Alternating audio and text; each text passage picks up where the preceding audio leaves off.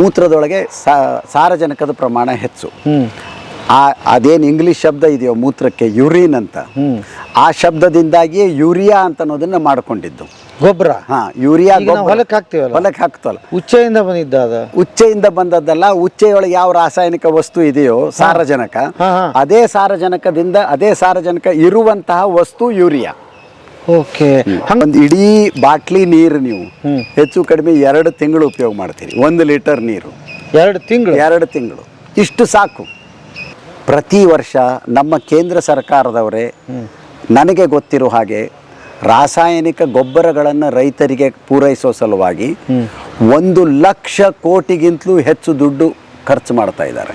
1 ಲಕ್ಷ ಕೋಟಿ ವ್ಯವಸ್ಥೆಯನ್ನು ನೀವು ಯಾರಾದರೂ ಮಾಡಿಕೊಂಡಿದ್ದಾದರೆ, ಮಾಡಿದ ಒಂದು ಸಣ್ಣ ವಿಡಿಯೋ ನನಗೆ ಕಳಿಸಿದ್ದಾದರೆ 5,000 ರೂಪಾಯಿ ಬಹುಮಾನ ಕೊಡ್ತೀನಿ ಅಂತ. ಮೊದಲು ವಿಡಿಯೋ ಕಳಿಸಿದವರಿಗೆ 5,000 ರೂಪಾಯಿ ಬಹುಮಾನ. ಅದ್ಭುತ. ಬರ್ರಿ ಬೀಗ್ರ, ಊಟ ಮಾಡೋಣ.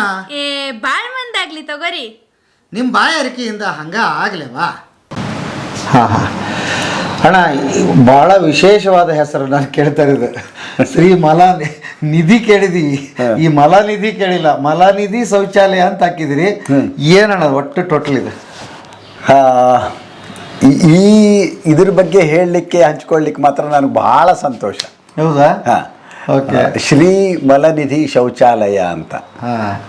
ಇದು ಏನು, ಈ ವ್ಯವಸ್ಥೆ ಏನು, ಇದು ಯಾಕೆ, ಎಷ್ಟು ದಿವಸದಿಂದ ಅನ್ನೋದನ್ನೆಲ್ಲವನ್ನೂ ನಾನು ನಿಮ್ಮ ಜೊತೆ ಹಂಚ್ಕೊಳ್ಳಿಕ್ಕೆ ಪ್ರಯತ್ನ ಮಾಡ್ತೀನಿ.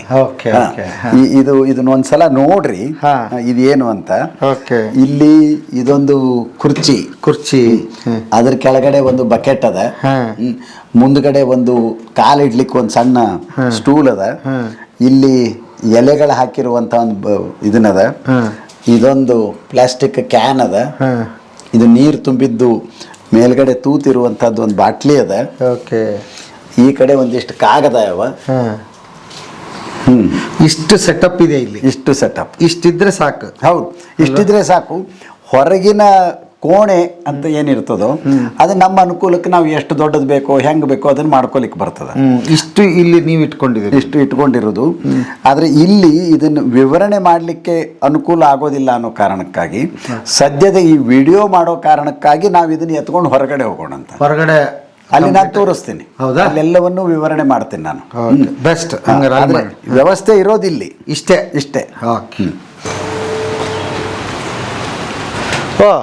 ಇದು ಹಿಂಗೆ ಎತ್ಕೊಂಡೇ ಹೋಗ್ಬಿಡ್ಬೋದು. ಇದು ಮಡಚುತ್ತಾ ಇದೆ? ಇಲ್ಲ, ಇದು ಮಡಚ್ತದೆ. ಬೆಸ್ಟ್ ಅಲ್ಲ. ನಾನು ಭಾಳ ದಿವಸದಾಗ ಮಡಚಿಲ್ಲ.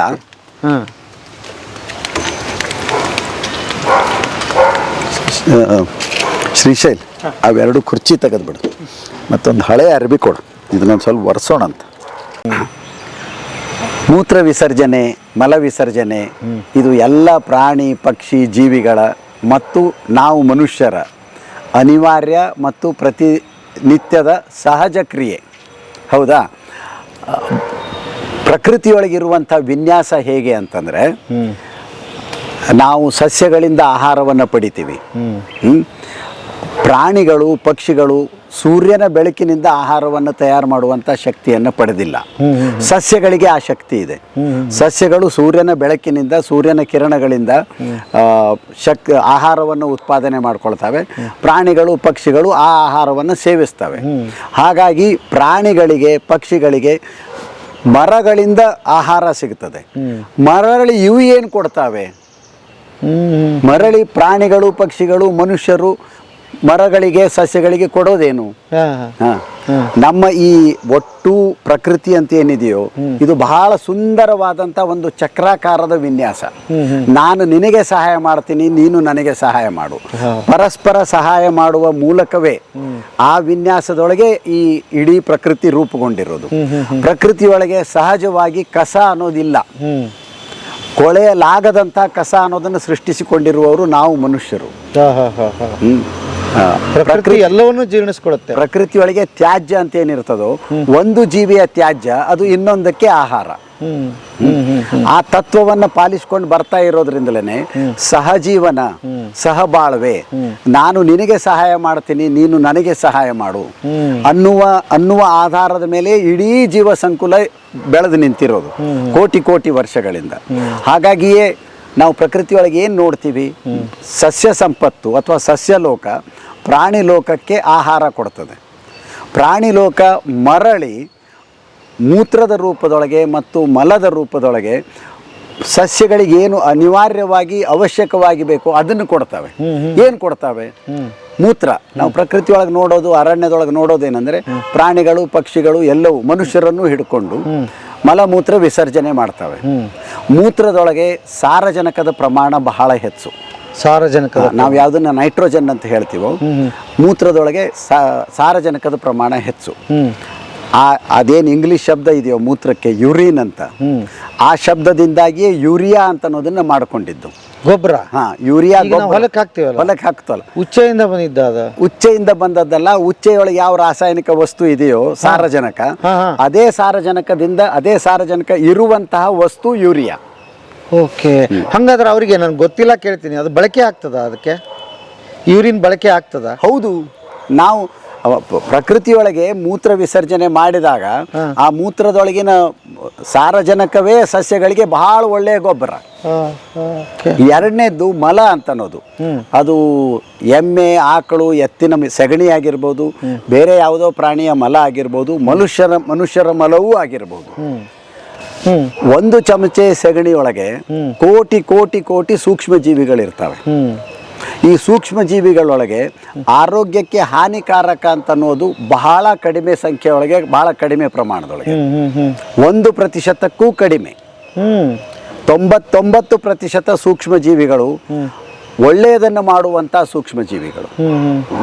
ಉದಾಹರಣೆಗೆ ಒಂದು ಎಮ್ಮೆ ಇಲ್ಲಿ ಸೆಗಣಿ ಹಾಕಿತು ಅಂತಂದ್ರೆ ಆ ಸೆಗಣಿಯೊಳಗಿರುವಂಥ ಸೂಕ್ಷ್ಮ ಜೀವಿಗಳು ಸುತ್ತಲಿನ ಎಲೆಯೋ ಕಟ್ಟಿಗೆಯೋ ಮತ್ತೊಂದು ಎಲ್ಲವನ್ನು ಜೀರ್ಣ ಮಾಡಿ ಒಳ್ಳೆ ಗೊಬ್ಬರ ಆಗುವ ಹಾಗೆ ಮಾಡ್ತದೆ ಅದು.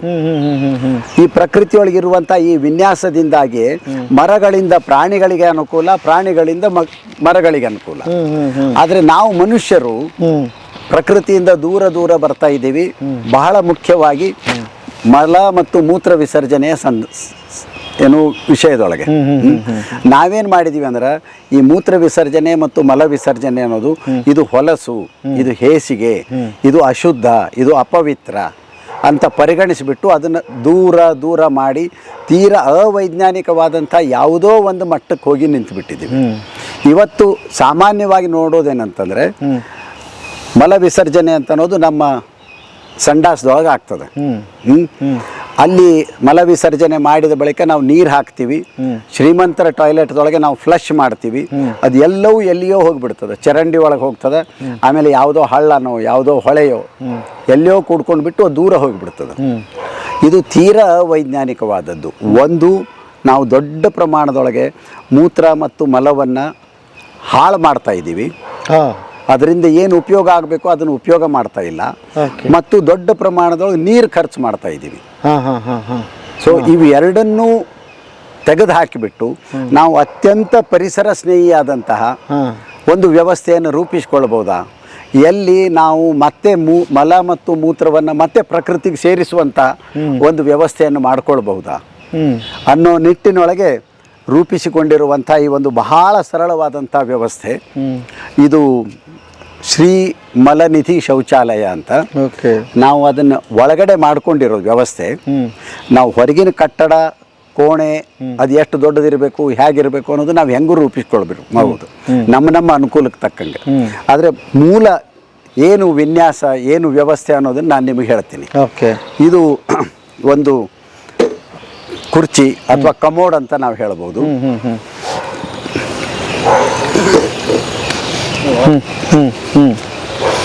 ಇದೊಂದು ಬಕೆಟ್ ಇರ್ತದೆ, ಹೌದಾ? ಮುಂದ್ಗಡೆ ಇದು ಮಡಚುತ್ತಾ? ಇದು ಮಡಚ್ತದೆ. ಅಂದ್ರೆ ಎಲ್ಲಿಗೆ ಬೇಕಾದ್ರೆ ತಗೊಂಡು ಹೋಗೋ ಆರಾಮಾಗಿ. ತೀರಾ ಹಗರ ಇಷ್ಟೇ ಹಗರ ಇದು. ಮುಂದೊಂದು ಸ್ಟೂಲ್ ಇರ್ತದೆ, ಪಕ್ಕದೊಳಗೆ ಇದೊಂದು ಎಲೆ ತುಂಬಿರುವಂತ ಒಂದು ಸಣ್ಣ ಬಕೆಟ್ ಇರ್ತದೆ. ಎಲೆನೇ ಆಗ್ಬೋದು, ಮಣ್ಣಾಗಿರ್ಬೋದು, ಇದೊಂದು ಬಕೆಟ್ ಇರ್ತದೆ. ಇದು ತುಂಬಿದ್ದದ, ಸಾರಿ.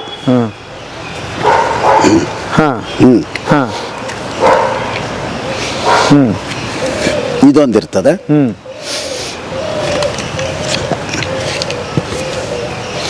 ಇದು ವ್ಯವಸ್ಥೆ. ಓಕೆ. ಹೌದಾ? ನಾವು ಮಲ ವಿಸರ್ಜನೆಗೆ ಬಂದ ಮೇಲೆ ಏನು ಮಾಡೋದಂದ್ರೆ ಇದೇನಿರ್ತದೋ ಇದ್ರ ಮುಚ್ಚಳ ತೆಗಿತೀವಿ. ಇದ್ರ ಮುಚ್ಚಳ ತೆಗಿತೀವಿ.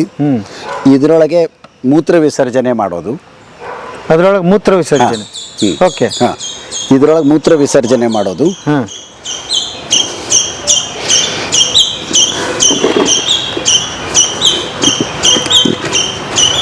ಇದು ಮಲ ವಿಸರ್ಜನೆ. ಇದನ್ನು ಸರಿಯಾಗಿ ನೋಡ್ಕೋಬೇಕು. ಹೌದು. ಹಾಂ, ಯಾಕದು ಕೆಳಗಡೆ ನಾನು ಅದ್ರ ಬಗ್ಗೆ ಹೇಳ್ತೀನಿ. ಬಹಳ ಮುಖ್ಯವಾದಂಥ ಸಂಗತಿ ಅದು. ಹೌದಾ? ಹಾಂ, ಮಲ ವಿಸರ್ಜನೆ ಆಗ್ತದೆ.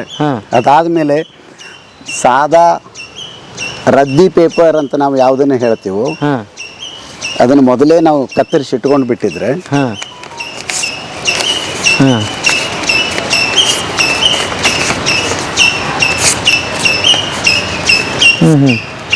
ಇದು ನಮ್ಮ ಟಿಶ್ಯೂ ಪೇಪರ್. ಓಕೆ. ಇವಾಗ 5 ಸ್ಟಾರ್ ಹೋಟ್ಲಲ್ಲಿ ಹಿಂಗೆ ಆಗಿದೆ ಕತೆ. ಈಗ 5 ಸ್ಟಾರ್ ಹೋಟೆಲ್ ಒಳಗೆ ಟಿಶ್ಯೂ ಪೇಪರೇ ಇರ್ತದೆ. ನಾವು ನಮಗೆ ಸುಲಭವಾಗಿ ಸಿಗುವಂಥ ರದ್ದಿ ಪೇಪರ್ ಇದು. ಓಕೆ. ಇಷ್ಟು ಮಡಿಚಿದ್ವಿ. ಇದಕ್ಕೆ 4-6 ಹನಿ ನೀರು. 4-6 ಹನಿ. 4-6 ಹನಿ, ಇಷ್ಟೇ ನೀರು ಬೇಕಾಗೋದು. ಇದು ಒಂದು ತೊಯ್ತಾ, ಇನ್ನೊಂದನ್ನು ತೊಯ್ಸಿದ್ವಾ, ಇವೆರಡನ್ನ ನಾವು ಬಳಸಿ ಸ್ವಚ್ಛ ಮಾಡ್ಕೊಂಡ್ವಿ. 2 ಟಿಶ್ಯೂ ಪೇಪರ್ ಪೂರ್ತಿ ಸ್ವಚ್ಛ ಮಾಡ್ಕೊಂಡ್ವಿ. ಪೂರ್ತಿ ಸ್ವಚ್ಛ ಆಯ್ತು. ಒಣದಾಗಬಾರ್ದು. ಒಣದು ಡ್ರೈ ಟಿಶ್ಯೂ ನಡೀತದೆ, ವೆಟ್ ಟಿಶ್ಯೂ ನಮಗೆ ಹೆಚ್ಚು ಅನುಕೂಲಕರ. ಓಕೆ. ಆದ ಬಳಿಕ ಇದನ್ನ ಇದರೊಳಗೆ ಹಾಕಿಬಿಡ್ತೀವಿ. ವಾಪಸ್ ಅದರೊಳಗೆ ಹೋಯ್ತು. ಆಮೇಲೆ ಇದೇನಿದೆಯೋ ಅದೇನದು? ಇದು ಒಣ ತಪ್ಪಲ. ಇದನ್ನ ಹಾಕಿ ಪೂರ್ತಿ ಮಲವನ್ನು ಮುಚ್ಚಿಬಿಡೋದು. ಓಕೆ. ಪೂರ್ತಿ ಮಲವನ್ನು ಮುಚ್ಚಿಬಿಡೋದು. ಅಷ್ಟು ಮಲ ಮುಚ್ಚಿದ ಬಳಿಕ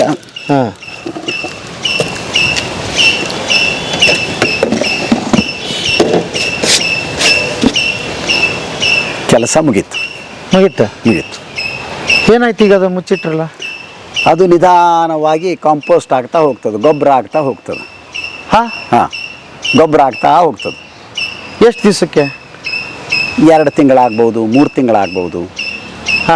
ಆಗ ಒಂದು ಬಕೆಟ್ ತುಂಬಿತು ಅಂದ್ರೆ ತೆಗೆದು ಬೇರೆ ಕಡೆ ಇಟ್ಟುಬಿಡ್ತೀರಿ.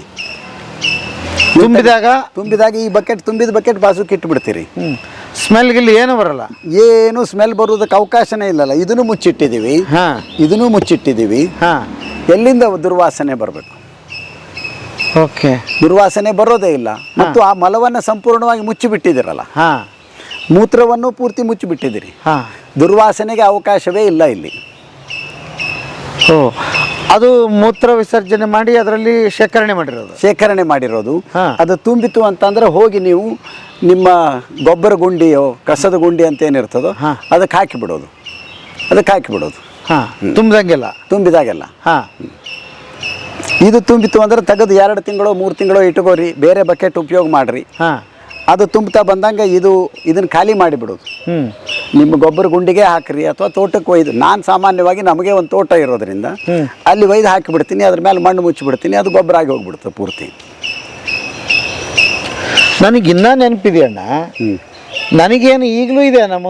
ನಮ್ಮ ಉತ್ತರ ಕರ್ನಾಟಕದ ಕಡೆ ಅಂದ್ರೆ ಬಯಲು ಶೌಚಾಲಯವೇ ಹೆಚ್ಚು.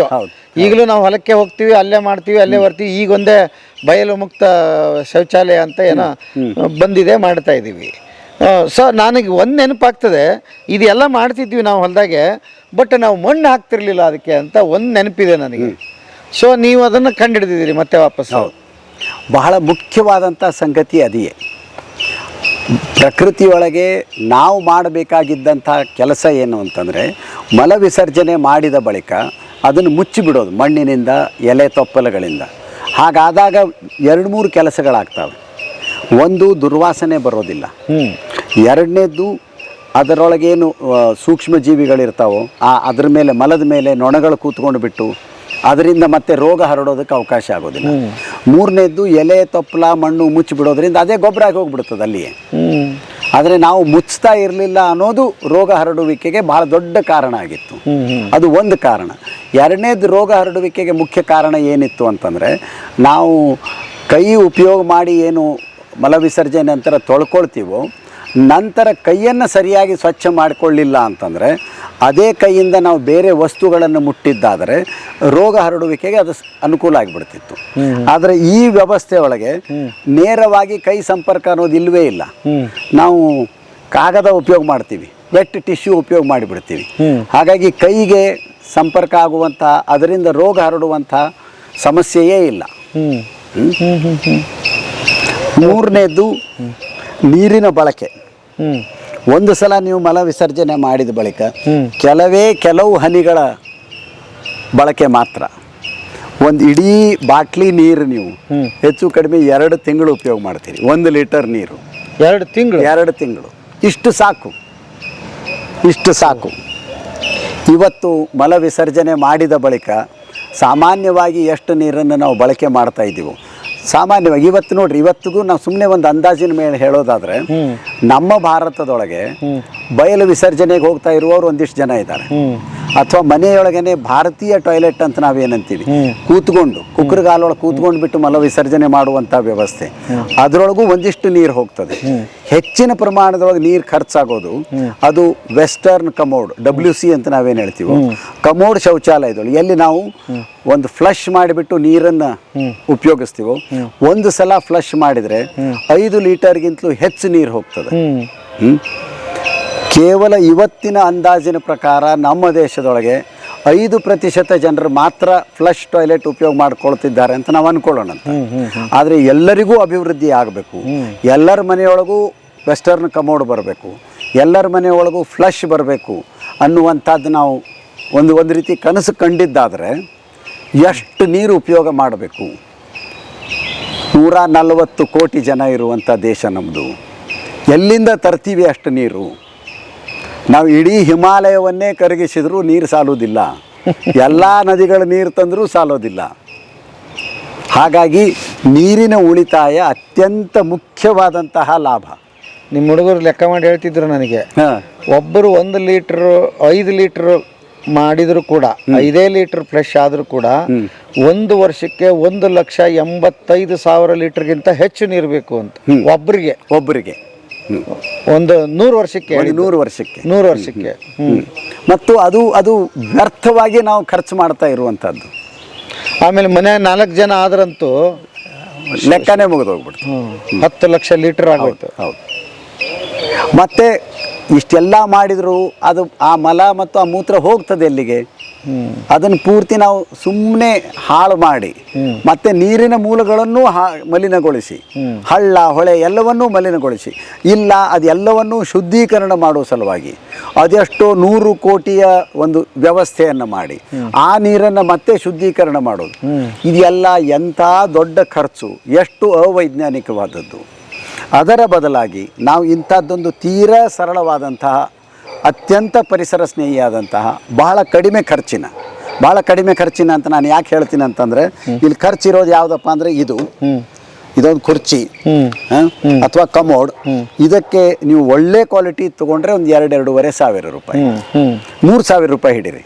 ಜೊತೆಗೆ ಒಂದು 1, 2, 3 ಬಕೆಟ್ಗಳು, ಇಂಥದ್ದೊಂದು ಸ್ಟೂಲು ಕಾಲಿಡಲಿಕ್ಕೆ, ಒಂದು ಪ್ಲಾಸ್ಟಿಕ್ ಕ್ಯಾನು, ಮತ್ತೊಂದು ಇಷ್ಟಾದರೆ ಮುಗೀತು. ಇದರೊಳಗೆ ಏನು ಹೆಚ್ಚಿನ ಖರ್ಚಿಲ್ಲ. ಒಂದು ಸಲ ವ್ಯವಸ್ಥೆ ಮಾಡ್ಕೊಂಡ್ಬಿಟ್ರೆ 10 ವರ್ಷನೋ 20 ವರ್ಷನೋ ಬೇರೆ ಖರ್ಚು ಏನಿದೆ ಇದರೊಳಗೆ? ಏನೇನು ಖರ್ಚಿಲ್ಲ. ಒಂದು 500 ರೂಪಾಯಿ ಇರೋದು, ಒಂದು 3,000 ರೂಪಾಯಿ ಖರ್ಚು. ನಾನು ಯಾಕೆ ಶ್ರೀ ಮಲನಿಧಿ ಶೌಚಾಲಯ ಅಂತ ಕರಿತೀನಿ ಅಂದರೆ, ನಿಜವಾಗಿಯೂ ಬಹಳ ದೊಡ್ಡ ನಿಧಿ ಇದು. ಪ್ರತಿ ವರ್ಷ ನಮ್ಮ ಕೇಂದ್ರ ಸರ್ಕಾರದವರೇ ನನಗೆ ಗೊತ್ತಿರೋ ಹಾಗೆ ರಾಸಾಯನಿಕ ಗೊಬ್ಬರಗಳನ್ನು ರೈತರಿಗೆ ಪೂರೈಸೋ ಸಲುವಾಗಿ 1,00,000 ಕೋಟಿಗಿಂತಲೂ ಹೆಚ್ಚು ದುಡ್ಡು ಖರ್ಚು ಮಾಡ್ತಾ ಇದ್ದಾರೆ. 1,00,000 ಕೋಟಿ.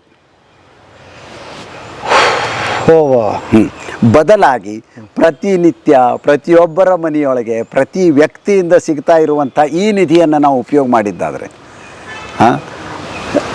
ಸಂಪೂರ್ಣವಾಗಿ ನಮ್ಮ ಶರೀರ ಎಷ್ಟು ಅದ್ಭುತ ಅಂದರೆ, ಇವತ್ತು ನಾನು ಸೇವಿಸಿದಂಥ ಆಹಾರ ನಾಳೆ ಅದು ಮಲದ ರೂಪದೊಳಗೆ ಒಳ್ಳೆಯ ಗೊಬ್ಬರವಾಗಿಯೇ ಸಿಕ್ಕಿಬಿಡುತ್ತದೆ ನಮಗೆ.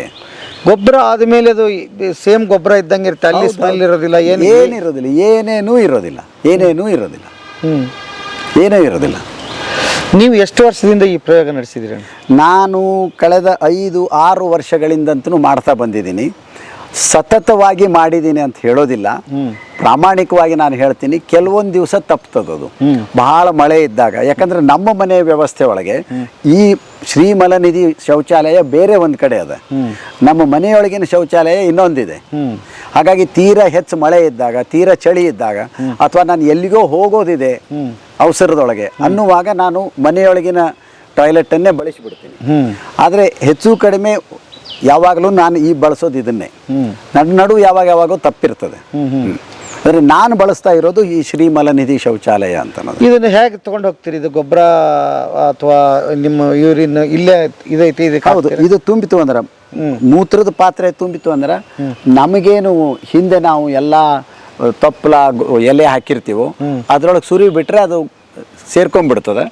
ಇದು ಪೂರ್ತಿ ಮಲದ ಬಕೆಟ್ ತುಂಬಿದಾಗ ಅದನ್ನು ಕೂಡ ಅಲ್ಲೇ ಹಾಕ್ತೀನಿ. ಅದ್ರ ಮೇಲೆ ಎಲ್ಲ ಎಲೆ ಮುಚ್ಚಿಬಿಡ್ತೀನಿ. ಮುಂದೆ 2 ತಿಂಗಳು 3 ತಿಂಗಳು 4 ತಿಂಗಳೊಳಗೆ ಅದು ಒಳ್ಳೆ ಗೊಬ್ಬರ ಆಗಿರ್ತದೆ.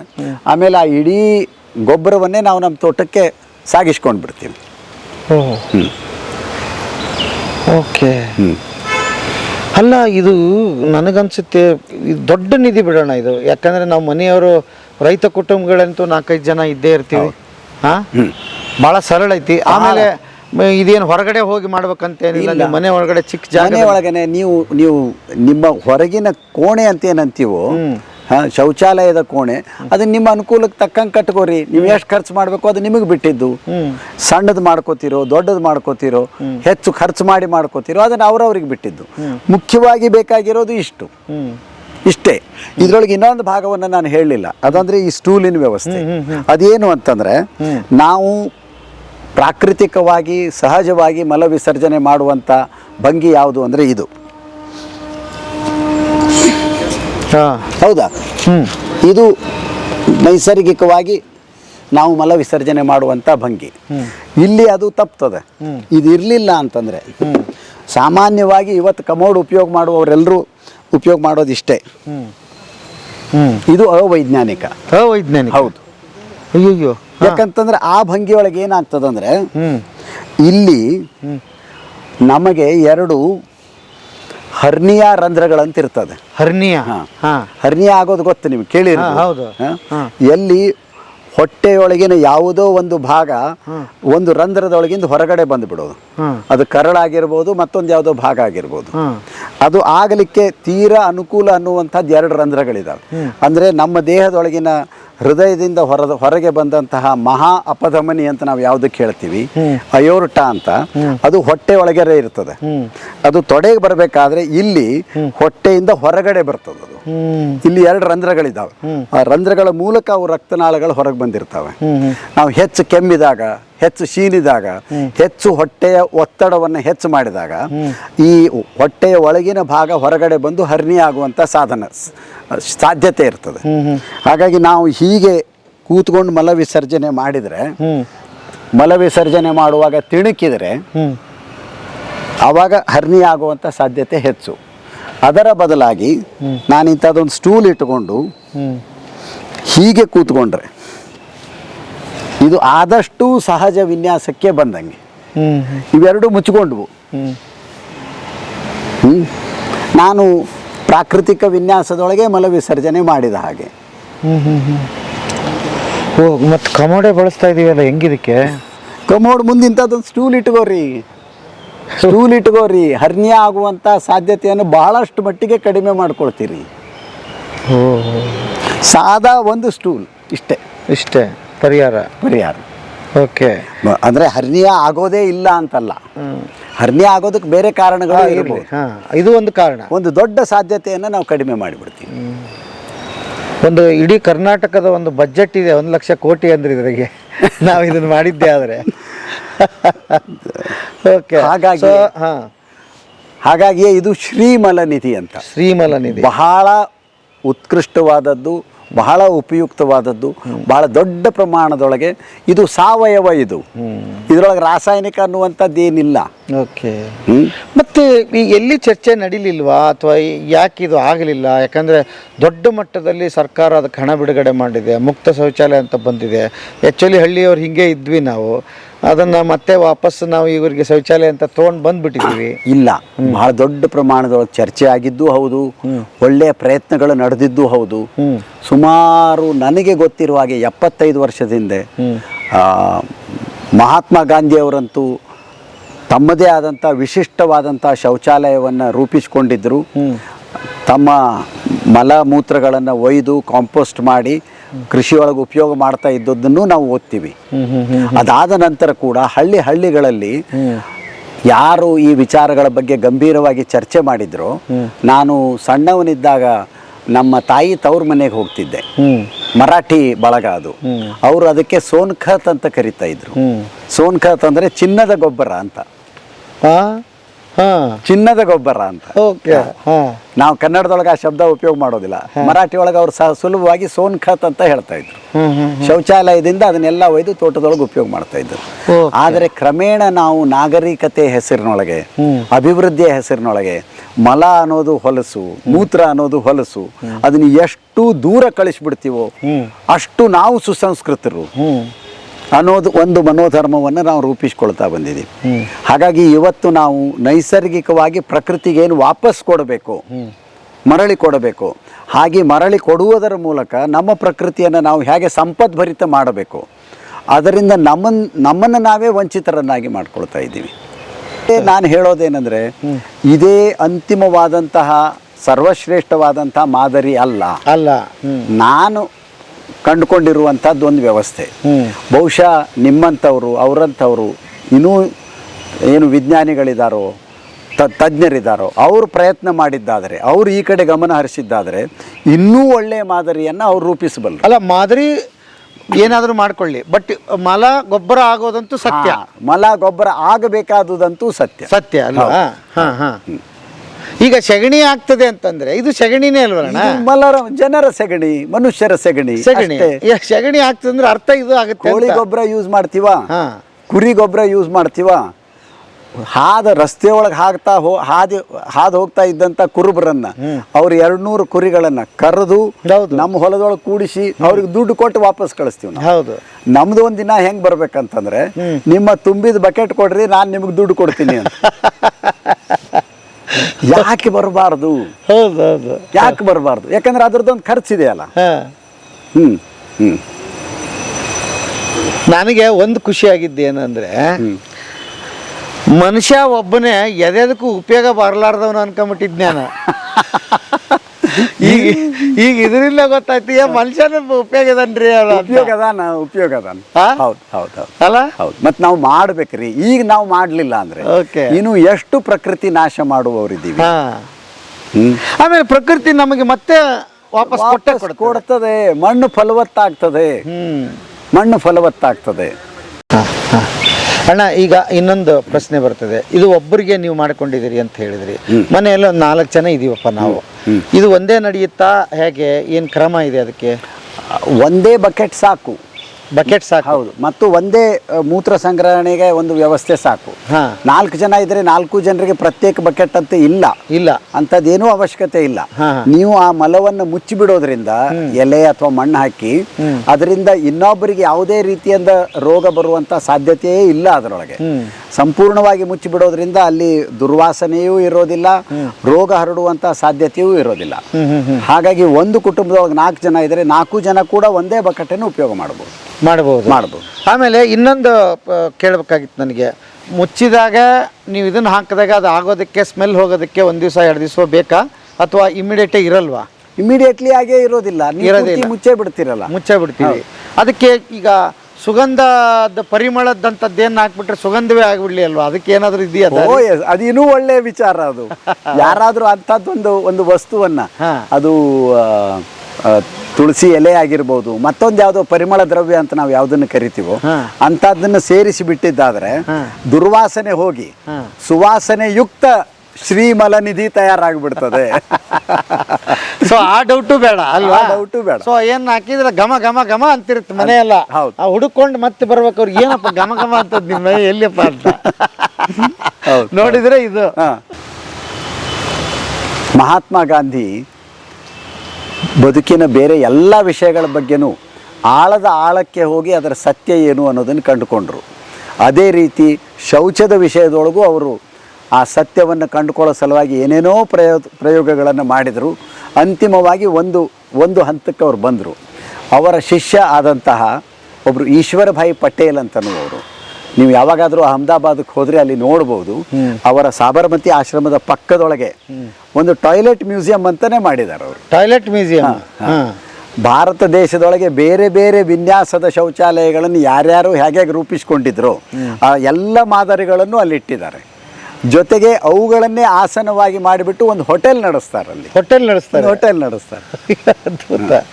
ಅಂದರೆ ಶೌಚ ಅನ್ನೋದು ಎಷ್ಟು ಮುಖ್ಯ, ಶೌಚಾಲಯ ಅನ್ನೋದು ಎಷ್ಟು ಮುಖ್ಯ, ನಾವು ಅದನ್ನು ಎಷ್ಟು ಪರಿಸರ ಸ್ನೇಹಿ ಮಾಡ್ಕೊಳ್ಬೋದು. ಇದು ಮತ್ತೆ ನಾವು ಗಾಂಧಿ ಬಗ್ಗೆ ಹೇಳೋದಾದರೆ, ಯಾವ ಬದಲಾವಣೆಯನ್ನು ನೀನು ಬಯಸ್ತೀಯೋ ಮೊದಲು ಆ ಬದಲಾವಣೆ ನೀನು ಆ ಬದಲಾವಣೆ ಆಗುವಂತ. ಈ ಜಪಾನ್ದೊಳಗೆ ಈಗ ತೀರ 2 ತಲೆಮಾರಿನ ಹಿಂದಿನ ತನಕನೂ ಇದ್ದಂಥ ಒಂದು ವ್ಯವಸ್ಥೆ ಏನು ಅಂತಂದರೆ, ನಮ್ಮಲ್ಲಿ ಸಾಮಾನ್ಯವಾಗಿ ನಾವು ಶೌಚಾಲಯ ಕಟ್ಕೊಳ್ಳೋದು, ಸಂಡಾಸ್ ಕಟ್ಕೊಳ್ಳೋದು ಮನೆಯ ಹಿಂದೆ ಹಿತ್ತಲಿನೊಳಗೆ ಒಳಗಡೆ. ಅಲ್ಲಿ ಇದ್ದಂಥ ವ್ಯವಸ್ಥೆ ಏನಂದ್ರೆ ಮನೆಯ ಹೊರಗಡೆ ತಲೆಬಾಗಿಲಿನ ಪಕ್ಕದೊಳಗೇನೆ ರಸ್ತೆಯೊಳಗೇನೆ. ಹೌದಾ? ಏನಂದ್ರೆ ಹಾದಿ ಹೋಗುವಂಥವ್ರು ಯಾರನ್ನು ಬರ್ರಿ ನಮ್ಮ ಶೌಚಾಲಯ ಉಪಯೋಗ ಮಾಡ್ರಿ, ಕರ್ಕೊಂಡು ಬಂದು ನಿಮ್ಮ ನಿಧಿಯನ್ನು ನಮಗೆ ಕೊಟ್ಟು ಹೋಗ್ರಿ. ನಿಮ್ಮ ನಿಧಿಯನ್ನು ಕೊಟ್ಟೋಗಿ. ಹೌದು, ನಾವು ಅದನ್ನು ನಮ್ಮ ತೋಟಕ್ಕೆ ಹೊಲಕ್ಕೆ ಉಪಯೋಗ ಮಾಡ್ಕೊಳ್ತೀವಿ. ತೀರ ಇತ್ತೀಚೆಗೆ ಪಾಶ್ಚಿಮಾತ್ಯ ಜೀವನ ಶೈಲಿ ಬರೋಕ್ಕಿಂತ ಮೊದಲು ಜಪಾನ್ದೊಳಗೆ ಚೀನಾದೊಳಗೆ ಇದ್ದಂತಹ ವ್ಯವಸ್ಥೆ ಇದು. ಹುಚ್ಚರು ಇರ್ತಾರೆ ಜಗತ್ತಿನೊಳಗೆ. ಒಬ್ಬ ಜಂಕಿನ್ಸ್ ಅನ್ನುವಂಥ ಒಬ್ಬ ವ್ಯಕ್ತಿ ಇದ್ರ ಬಗ್ಗೆ ಒಂದು ದೊಡ್ಡ ಪುಸ್ತಕವನ್ನೇ ಬರೆದ್ಬಿಟ್ಟ. ಹ್ಯೂಮನ್ ಮ್ಯಾನ್ಯೂರ್, ಮನುಷ್ಯರ ಗೊಬ್ಬರ. ಹ್ಯೂಮನ್ ಮ್ಯಾನ್ಯೂರ್ ಅನ್ನ ಹ್ಯೂ ಮ್ಯಾನ್ಯೂರ್ ಅಂತ ನಾವೆಲ್ಲರೂ ಓದಲೇಬೇಕಾದಂತಹ. ಆಮೇಲೆ ಇನ್ನೊಂದು ಹೇಳ್ಬೇಡ, ಇವತ್ತಿನ ಯುವಕರು ಸ್ಟಾರ್ಟ್ಅಪ್ ಅಂತ ಶುರು ಮಾಡ್ತಾರಣ್ಣ. ಇಂಥದ್ರ ಬಗ್ಗೆ ಶುರು ಮಾಡ್ಬೇಕು ಅವ್ರು. ಹೊಸದೇ ತಾನೇ ಅವ್ರಿಗೆ ಬೇಕಾಗಿರೋದು. ಸ್ಟಾರ್ಟ್ಅಪ್ ಅಂತ ಶುರು ಮಾಡ್ತಾ ಇದ್ದೀರಿ, ಅನ್ವೇಷಣೆ ಮಾಡ್ರಿ, ಏನೇನೋ ನಡೀತಾ ಇದೆ ಇವತ್ತು. ನೀವು ಹೀಗೆ ಅದು ಆಗಲ್ಲ ಇದಾಗಲ್ಲ ಅಂತ ಕುತ್ಕೊಂಡ್ರಾಗ ದೊಡ್ಡ ಉದ್ಯಮ ಆಗ್ಬಿಡ್ಬೋದು ಇದು. ಮುಂದಕ್ಕೆ ಆಗಲೇಬೇಕು. ಇನ್ಯಾವ ಉಳ್ದಿಲ್ಲ. ಇಂಥವ್ ಯಾವ ಯೋಚನೆ ಮಾಡ್ರಿ. ಆಲ್ರೆಡಿ ಮಾಡಿ ಪೇಟೆಂಟೇ ತಗೊಂಡವ್ರನ್ನ ಗೊತ್ತಿಲ್ಲ. ನಮಗೆ ರಿಸರ್ಚ್ ಒಳಗಡೆ ನಡೆದಿರುತ್ತಣ್ಣ, ಅದು ಬಂದಾಗ ನಮಗೆ ಅದು ಹಂಗೆ ಕಾಣಿಸುತ್ತೆ.